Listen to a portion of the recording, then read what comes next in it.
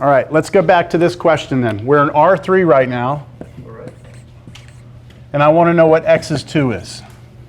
So we know in R1 that's a point on the x-axis, right? In R2 this is a vertical line through x equals 2, right? But in R3 what is it? Would it be a plane? It's a flat sheet of paper, a plane, right? It's a plane. And it's a plane where all the points look like this. Well, the x has to be 2, right? That's forced to be 2, but what can the y be? Anything. Free, anything, right? And the z? Anything. Free. The y and the z are both free. So it's all, x equals 2 in R3 is a plane where all the points look like this. So you can now start replacing y and z with anything you want, start putting all those points and graphing them, and you're going to get something that looks like this. All right? Right there. You see that point that we just graphed a second ago, right? Didn't it have an x-coordinate of 2? So it should live on that plane, shouldn't it? But it's all the points that would have an x-coordinate of 2. So that sheet of paper, remember, extends, or just think, extends every direction, in both directions vertically, horizontally, I guess if you want to say it that way. Yeah? What about, oh, one more thing I want to say about this plane. If we let x be 0, let's go to x is 0. Wow, it's really slow.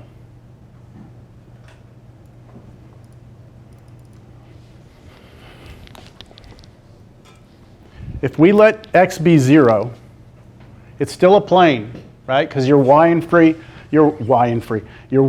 z are free, right? If that's 0. And so now your plane looks like this. But it goes through the origin, doesn't it? It goes through the origin. So this is a special case. If x equals 0 in R3, we call that this is the same as the YZ plane. We call that the YZ plane. Does it make sense why we call it the YZ plane? That plane contains the y-axis and the z-axis. Both the y and the z-axis are in that plane. So we call it the YZ plane. Okay? What if when I write x equals 2, you do not call this the YZ plane? You don't, right? But wouldn't it be parallel to the YZ plane? So x equals 2 is parallel to the YZ plane. It's not the YZ plane, but it's parallel to it. Yeah? What about if I change this to y equals a number, like y equals -1? Now what are you going to have? Same sort of idea, right? Same idea as far as getting a plane, yes? Yeah. All your ordered triples will look like this.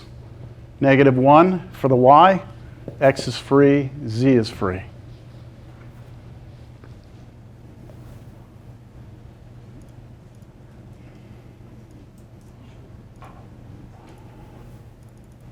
-1. There we go. So this is what it looks like. It's hard to tell, but do you see that it's off the axis there a little bit? So this right here, y equals -1, is a plane. It's parallel to what special plane?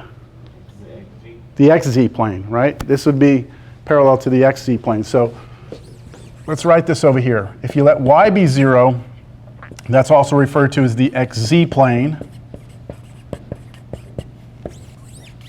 And then finally, without going through and showing, if z equals 0, that's also referred to as the what? The xy plane.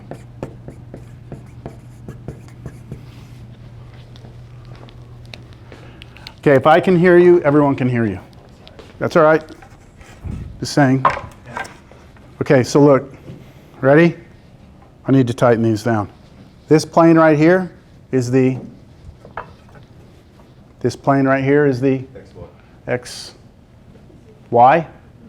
xy plane, because that's your x-axis, that's your y-axis. That plane right there, the ground. It's the ground, right? It's the ground. What about the plane this way right here? Yep, this right here, this plane right here is xz. It's your x-axis, your z-axis. Got it? There? zy or yz, we usually go alphabetical order. So yz, okay? Yeah? Thank you. Really wants to stand up. Thank you. All right, moving along. The right-hand rule. All right, so when I initially did this, I said that the x-axis, that's the positive, right? Even on your paper, look at the paper I gave you. You had the x-axis positive, then the y-axis positive, then the z-axis positive. Could I, if I wanted to, have done it this way? Could I have said, okay, this is your x positive, this is your y positive, and this is your z positive? Could I have done that? Like, am I allowed to do that? Sure, right? I could have, right? But the problem is, if I do it this way, and you do it that way, the way I have it on your paper, those are two different ways of doing it, right? The math that we do in this class, in vector calculus, the math will break apart. Like, it won't be, you lose, how do I say this? Well, your answers and my answers are no longer going to be the same. And it has to do with this idea that I want to take a moment to talk about, because I think it's worth it. Something probably you haven't ever had to think about before. Let's take the xy plane. Go back to two-dimensional space for a moment. Okay, the x is in the positive direction, the y is in the positive direction. That's the standard flat two-dimensional space that we've worked with, right? Our whole lives? Okay, if I were to change and instead of doing that, I'm like, I'm a rebel, so I'm going to do it this way. So I'm going to make my y go down instead of go up, my y positive. Does the math still hold together? The answer is yes, and here's why. You see this sheet of paper? That's the same as that sheet of paper. It's exactly the same. If you were to take this sheet of paper and walk to the other side of it, like come around, and then turn your head 180 degrees. Do y'all see that? If you were to walk around to the other side of this and turn your head 180 degrees, you would see that, wouldn't you? Yeah. I'll do it. I'll turn it for you. You came around the backside, and now turn your head. And isn't that picture? Yeah. Right? So this transformation right here is called an isomorphism. It's basically like a twisting or a turning. If we can somehow twist this into that, then everything's good. It's all okay. Let's try another one, see if we can get me to mess up somehow. Is there any way we could redo this? You tell me where you want x and y. I don't care. X on the other side, where do you want y? Y on top? Okay, can you make that happen from this? This is our original picture. Can you make that picture happen? There you go. You see it? That's it right there. Okay? In two-dimensional space, it does not matter how you label your axes, which one goes positive, negative. No matter how you do it, there's a way to turn it or twist it, and we're looking at the same thing. Got that? You cannot do that in R3. It's impossible. So let me draw you R3. I'm going to draw it first the way it's on your sheet of paper. When you're drawing R3, this is the way I recommend you do it. Draw a line down the middle, like this. Then you're going to draw an X, but a squished X. It's not real tall, it's a real wide X. Like that. You see how it's like a squished X? That's the way I recommend you start to draw three-dimensional space. Here's X, here's Y, here's Z. That's the way I have it on your paper. This right here is the standard way we do three-dimensional space. Let's try and label it a different way. So let me do instead, let me do Y here, X here, Z here. So think about this picture here.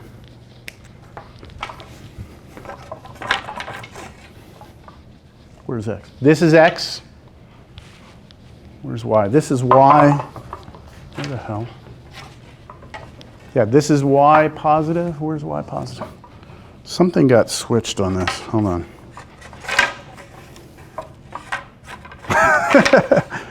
All right. Yeah, there it says Y positive on there. Okay. So is this right? This is x positive. That's y positive. That's the drawing I have over there. This is z positive. Yeah. You see it? Okay, is there any way to move around, flip this upside down, and make it look like the one on the left? We have, this is the picture right here, over here. This picture, y positive, x positive, z positive. Can you walk around or come from a different perspective and see it this way? You can't. I'm telling you, you can't. I mean, you can try it. After class, you can sit here and play with this all day. There's no way to walk around to see it this way. All right? And because of that, they're not isomorphic spaces. And so we have to pick which way we're going to do it. And so what we've agreed upon as humans is to use this thing called the right-hand rule so that we don't mess up three-dimensional space. Not mess it up, but so that our answers match, right? The math I do gets the same answer you do, right? So the right-hand rule works by starting with your right hand. And what you do is you take your fingers and you start by pointing those down the x-axis. So you see I'm going to point my fingers down the x-axis. Screw this thing. Okay? Now I could point it that way, or I could have done upside down, couldn't I? And they'd still be pointed down the x-axis? Yeah. But what I want is that when I have my fingers down the x-axis on my right hand, that my fingers curl towards the y positive. So do y'all see over here? If I'm pointing my fingers down the x-axis positive, I curl them towards the y positive, and my thumb is z positive. Okay? That's the right-hand rule. Everyone draws their axes that way. Does this work? Move the x to the other side. Yeah, if I move the x to the other side, it will. But as it is, it doesn't, right? Because if I try this with my right hand, I put my fingers down the x-axis, I curl, and I'm curling towards the negative direction of y. And my z's up. How about if I turn my hand over? Now my fingers curl towards, like from positive x to positive y, but where's my thumb? Negative z. That doesn't work unless we do that. That will fix it.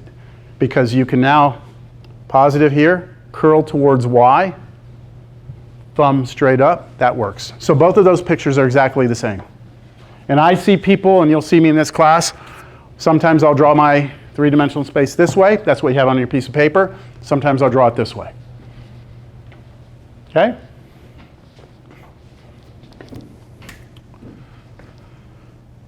All right, we keep moving. Question. Yes. You might be going into this here in a second, but it just kind of popped in my head. In two-dimensional space, it's split into quadrants. Oh, sweet. There we go. Leading us right in. So if you have in two-dimensional space, right? In two-dimensional space, we have the four quadrants, right? We have the four quadrants.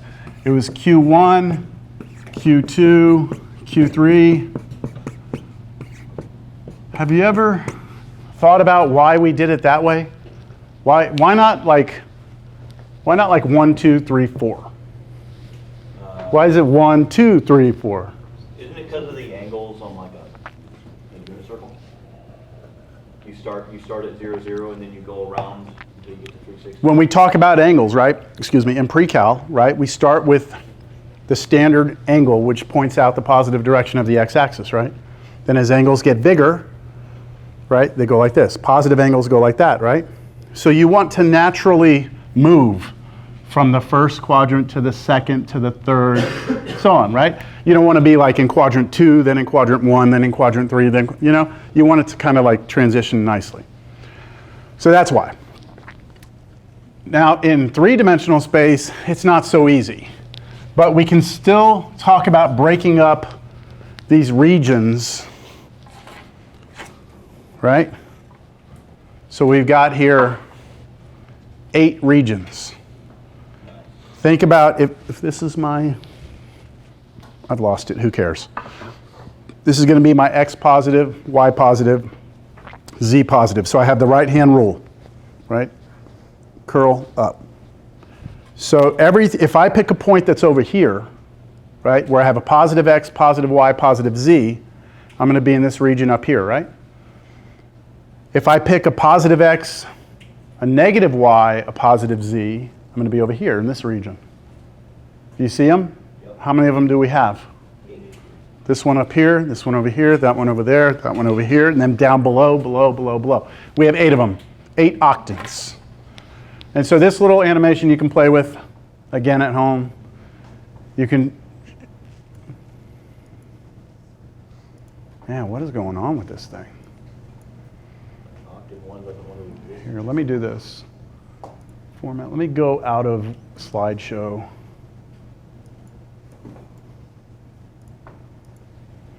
I think I've somehow brought this to its knees.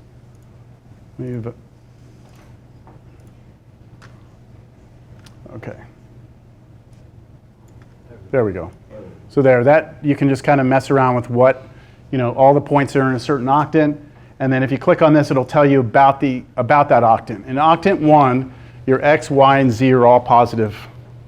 When you're in octant 2, what is octant 2? Octant 2, you're over there, right? In octant 2,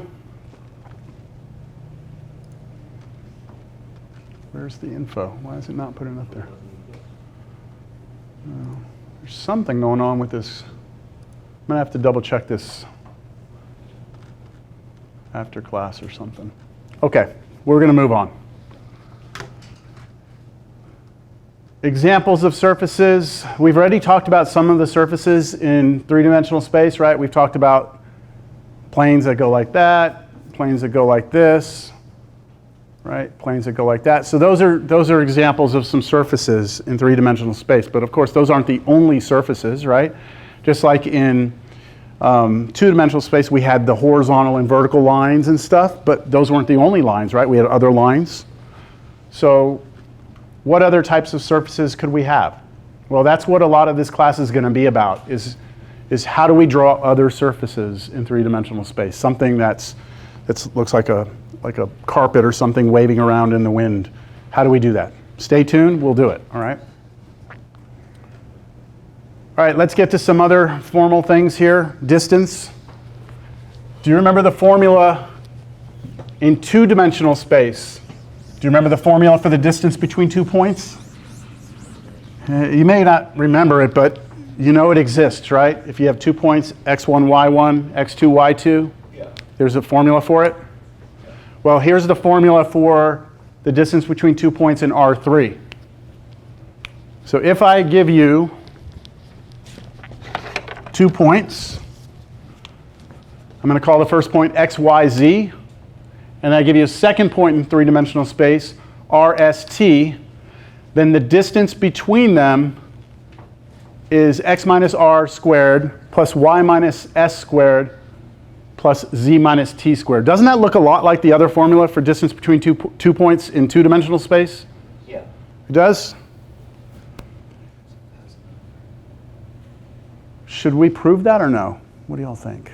I'll take that at face value. You going to take it on faith? Yeah?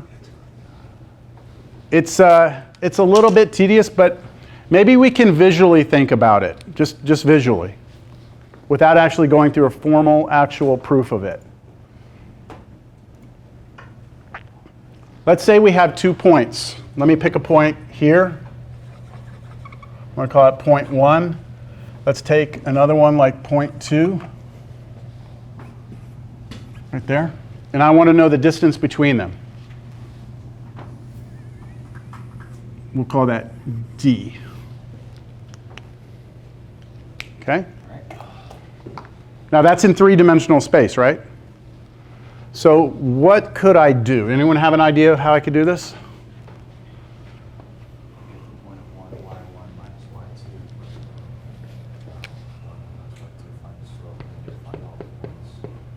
Say it again. I'm not following what you said there. You did y1 minus y2, or y2 minus y1, and then x1. Well, I'm using x, y, z, r, s, t, not x1, y1, x2, y2. I want you to think about this more geometrically. Look, let's say I have a point, all right? Here's my mouse, okay, sitting on my desk. I want to know a distance from my mouse in the top corner of that room. Yeah, right there. So what now? Just break it up into vectors. Okay, you're doing vectors. I'm acting like we don't know what a vector is right now. Draw a triangle. How? Tell me how to draw a triangle. You have you're talking about the hypotenuse. Yeah, so we want the distance from here to top corner of that room. So then I would draw.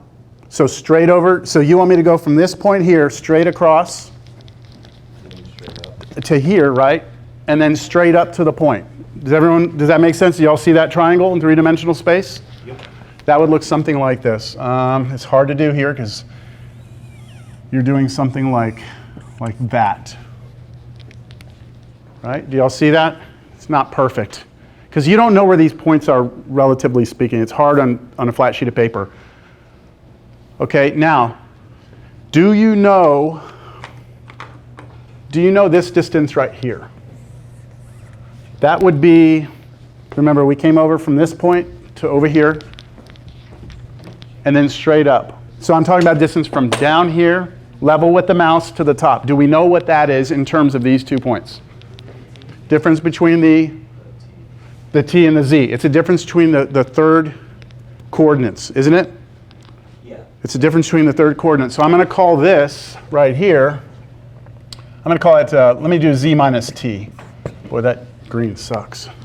That's z minus t, right? Or it could be t minus z. It's not going to matter because we're going to use Pythagorean and it's going to square, so it won't matter. What about this distance from here to here? That's your y-axis, right? That's from here down there, right? What is that? What's that, huh? The what? The y, The y and the x.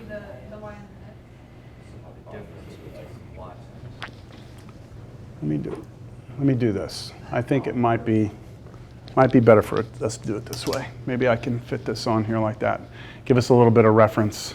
Yeah, then it would be the difference Yeah. between y and x. So see if you can follow this. It's going to be a little bit tricky because we actually can't tell where these points are. But let's say that they're up above the xy plane. Okay, so they're up top.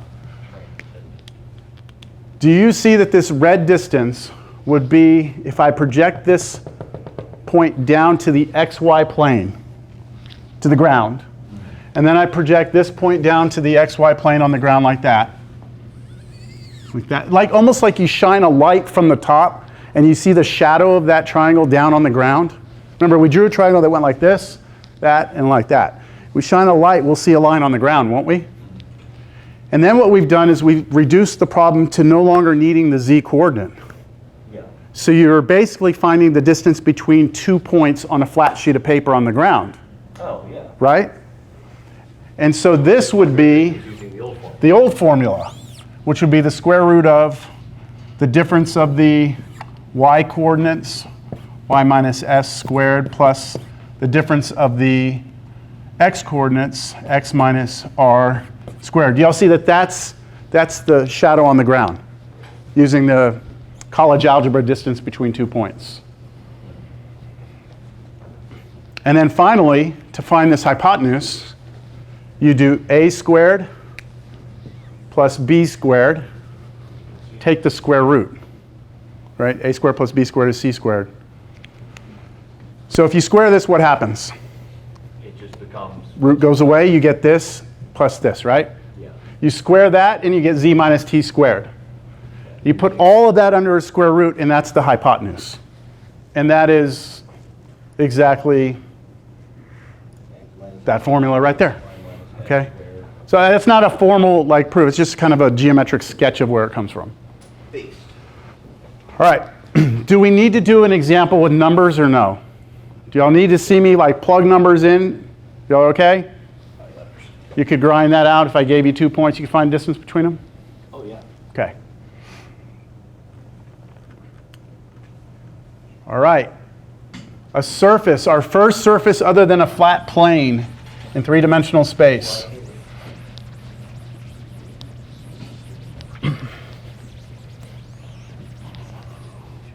Sphere. the equation of a sphere. So you hopefully recall from probably pre-cal this formula x minus h squared plus y minus k squared equals r squared. That's the formula for a circle, right? That's a circle, right? Where it's centered. The center of this is the point hk, and the radius here is r. Radius. Okay, that's our formula from pre-cal. Now what we're doing is we're extending this out, and we're taking a circle, but we're taking it in a three-dimensional space. So instead of being all the points a certain distance from one point, like a fixed radius in two-dimensional space, we're allowed to take that center point and swing the same radius in every direction, which would create this shell, right, this sphere. It's not a ball. A ball is solid, right? This is a sphere, so it's just the outer shell of the ball. And this is the equation of it. So it's almost that exact same formula with one addition. We have z minus L squared added to the formula. And you could prove that using the distance formula. Yes? So is it fine if we just abbreviate to like delta x, delta y, delta z? Is that fine, or is there a reason? Abbreviate what? The x minus h, the y minus k, that stuff, to like just like a delta. A delta? I'm not sure what Like you mean. delta x being like the difference, like the change. Well- X. Or is there like a reason why? Well, the thing is, this is the equation of the sphere, right? So what the thing that you would have is this. Let's say I give you the center of a sphere, and I give you its radius. Can you give me the equation? You would want to use that. You wouldn't want to use some other formula where you've eliminated the x minus h. Let me give you an example, all right? So let's say that you have a sphere, right? Let's find the equation, all right, of a sphere centered. The center of it is -1, 5, 3. And I tell you that the radius is equal to 4. Then I just go right to that formula, right? The center here for us is the HKL. So I just replace the H, the K, and the L. Do you see why I wouldn't want to change that to a delta something? Because I'm just going to go right into this.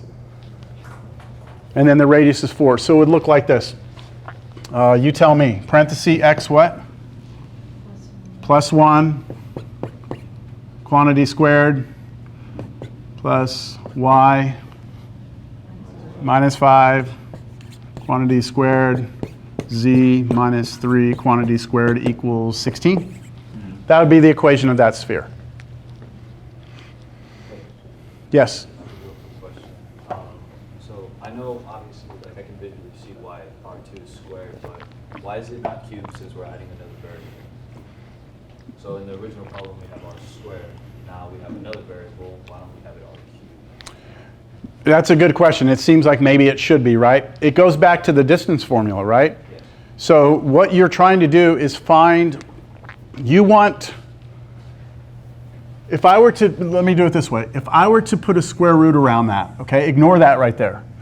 Isn't that the distance between 2 points? Yes? Yes. We just proved that with a triangle, and yeah, kind of proved it. Yes, sir. That's the distance between 2 points, right? If I take the square root of it. So take the square root of this side, right? And now, if you do that, that's just r, right? So what this is saying is that we want the distance between these 2 points to be constant, right?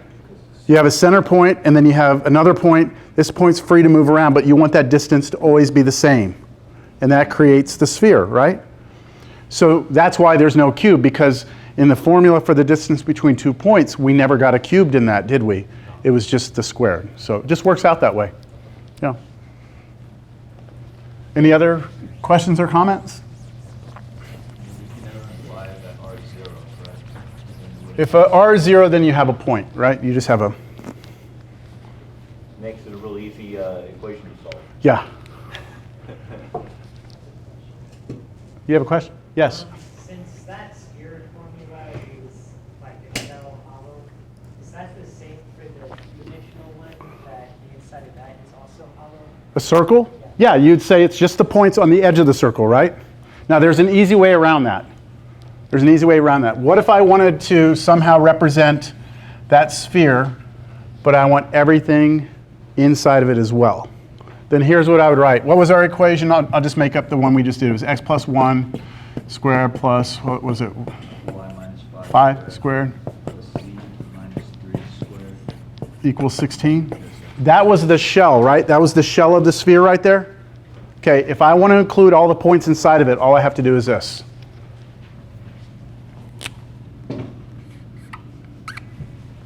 That's it. See that simple change? What this does is it gives me not all the points, it's not all the points that have an equal distance, it's all the points equal distance and everything inside as well. Right? So that would include the outside as long as everything down to the center.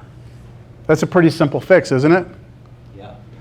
And you could have done that in two-dimensional space, right? If you want to go back to, two-dimensional, you should all recognize this as being the equation for the unit circle, right? That's the unit circle right there. If I just change that to that, now you're looking at the unit disk. It's everything inside the unit circle as well as the circle itself. So we just use an inequality instead of an equal. Does that answer your question? Okay. That leads me to this. This will be interesting. What if I tell you, I want you to think about this right here. With an equal sign, it's the shell, right? With the inequality, it's everything inside, right? How about if I do this? But I tell you this is also greater than or equal to 1. What is that? It means that there's a hollow point right in the middle with the radius of 1. That's right. It's a ball, right? You've got the outer shell, everything inside, but then you don't go all the way down to the center. You stop when the radius gets to 1. So it looks like a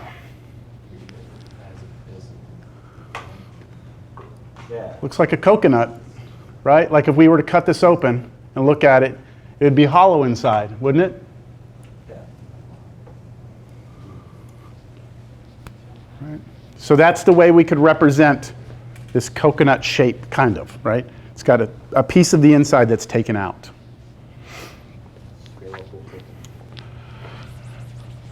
All right, I want to talk a little bit more about spheres before we move on.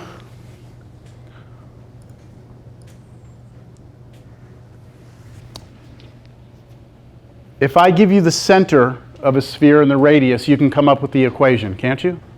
Like, you have a formula for that. I give you the center, I give you the radius, you've got the equation, you're in business, right? Yeah.